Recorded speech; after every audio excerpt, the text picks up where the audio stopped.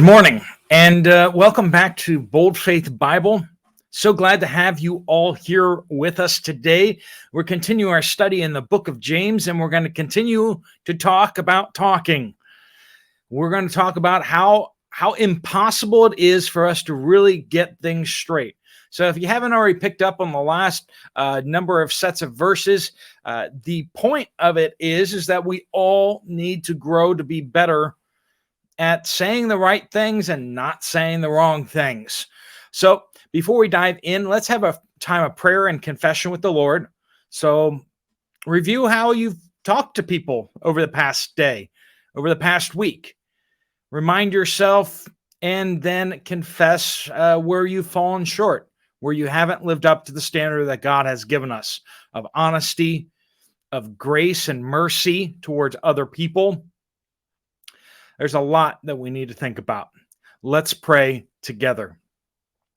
Dear Heavenly Father, we just pray that you would help us to tame our tongues, to do what is pleasing to you, to say only what edifies other people and is profitable, something that is good, well seasoned. Lord, teach us from your word today how to be more like Jesus. And Lord, in this time of prayer, Lord, we also want to confess our sins and seek your forgiveness.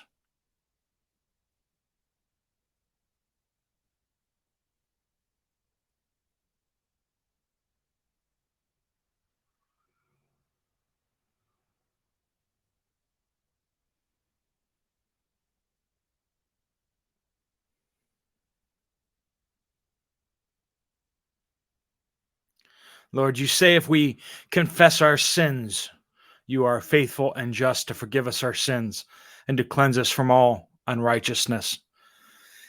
So, Lord, we pray that you guide our learning today, that your Holy Spirit will teach our hearts what you would have us to learn.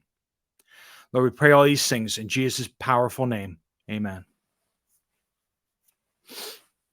Well, as I often say, and just want to remind you once again, if you need some more time of prayer or confession, please do hit that pause button and continue to have that time with the Lord. And then we'll be right here once you hit the unpause button. So no harm, no foul on that. But we are diving into James chapter 3, starting in verse 7. And we'll be going through verse 8 here.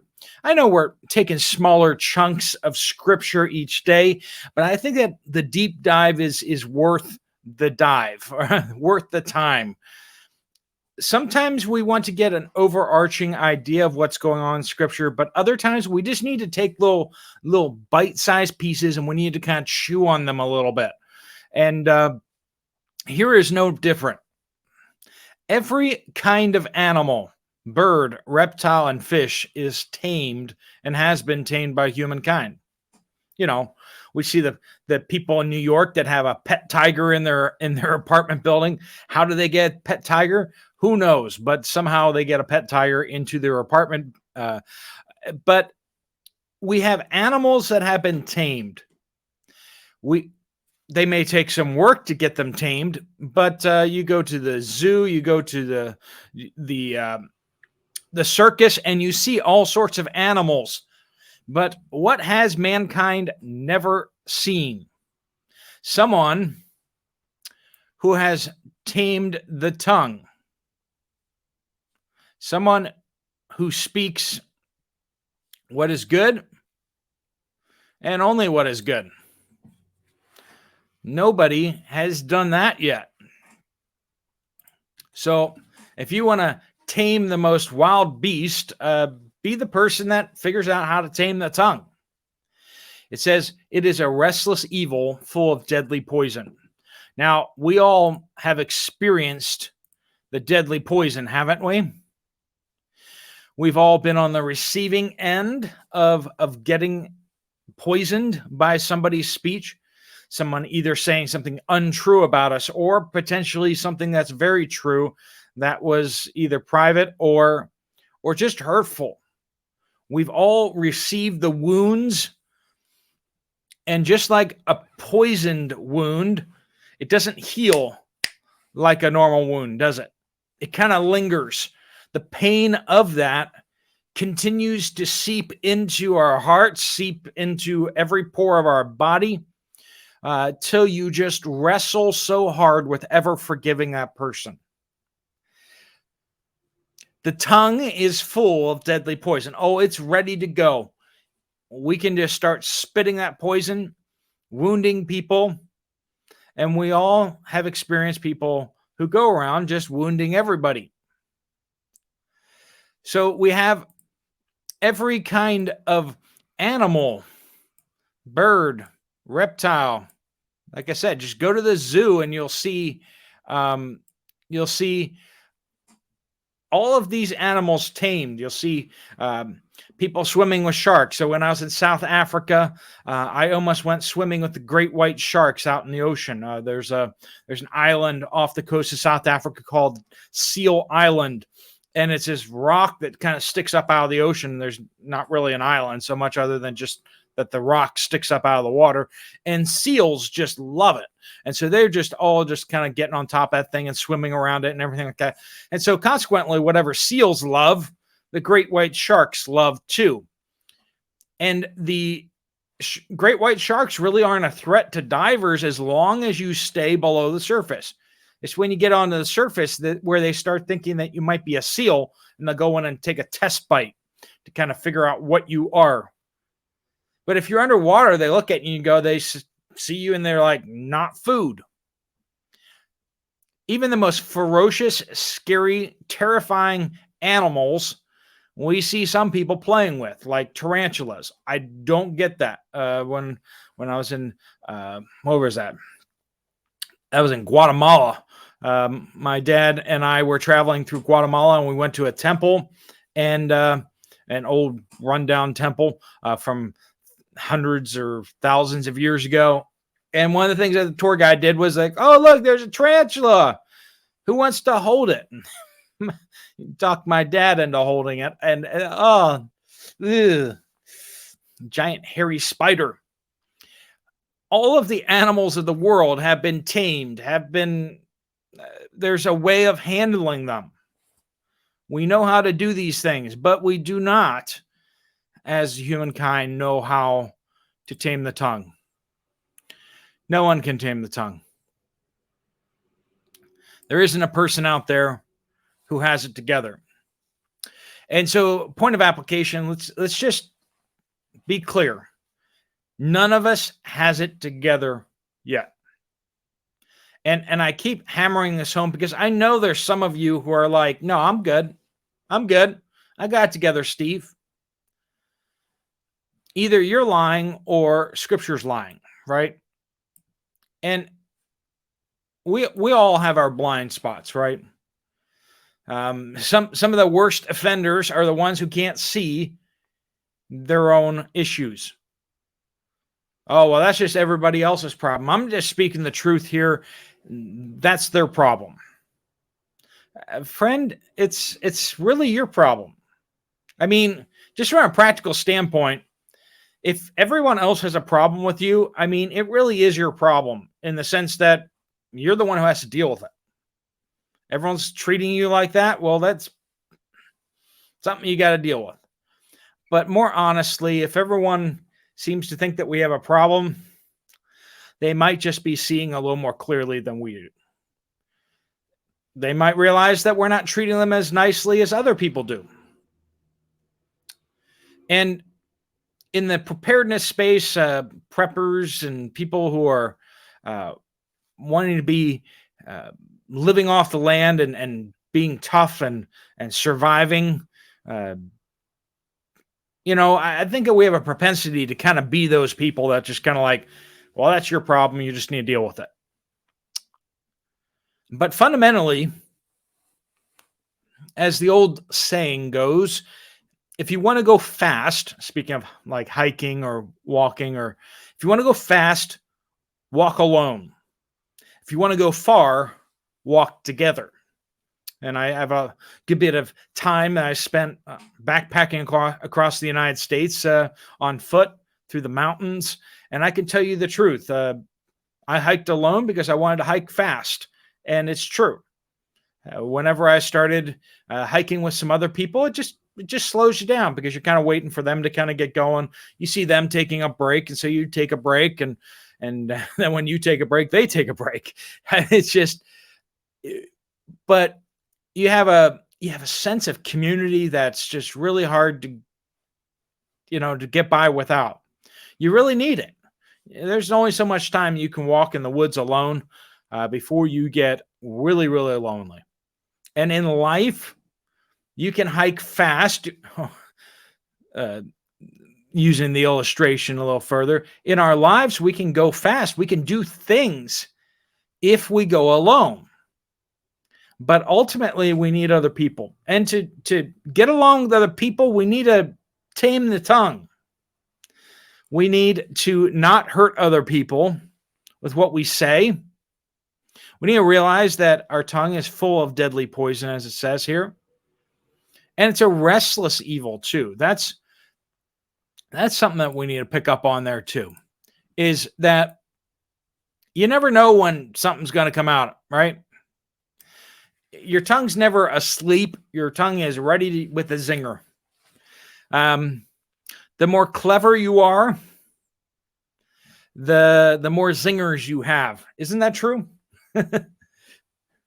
Those who are a bit slower don't have a bag full of zingers to hit people with. The sarcasm flows a little slower.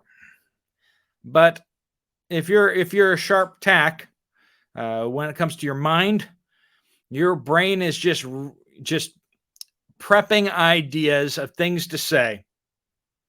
How much of what you think and are preparing to say do you actually say? How good is your filter? Right? We all know some people who don't have a filter, and they just kind of let it all come tumbling out.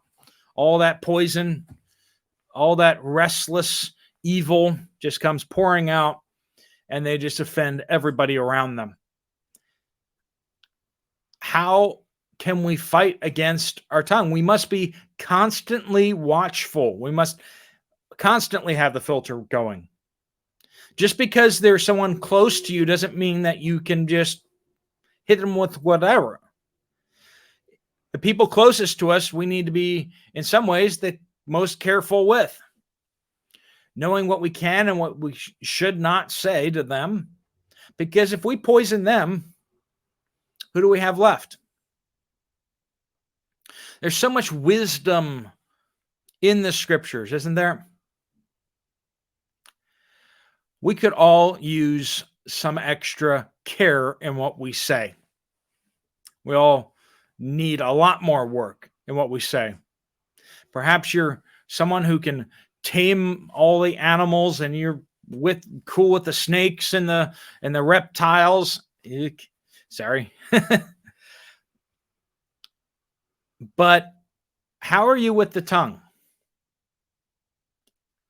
Over on my bigger channel, we get something like 1,000 comments a day, and a bunch of people probably should have used a filter, right? Because not most of it, but when you get 1,000 comments, you get some nasty comments. You get and when that kind of negativity is pouring out in day by day, criticism and some of it's not meant to be mean-spirited, but sometimes it's taken as mean-spirited. You get a large group of people together, and there's all sorts of evil and poison that comes out. There's the old joke of the man who was on a deserted island and finally got rescued by himself, and a ship came by, and he said, do you want to see a tour of the island of what I've built here for the past 20 years? And they take him around. There's my house. There's and just showing him all sorts of things. Oh, what's that over there? Oh, that's my church. And then they go, oh, I thought I saw a church over there. Oh, that's the church I used to go to. So true. I mean, get a group of people together, and unless you are very intentional and working hard to keep unity in the church family or any group, you have divisiveness. You have people that just get their feelings hurt and they start splitting up. And a lot of that traces back to people saying things that they ought not to have said. If the body of Christ can't even figure out how to get along with each other, how much more so any group of people will struggle, will have a hard time getting together and staying together. Our tongues, what we say, is restless evil. It's just waiting to come out.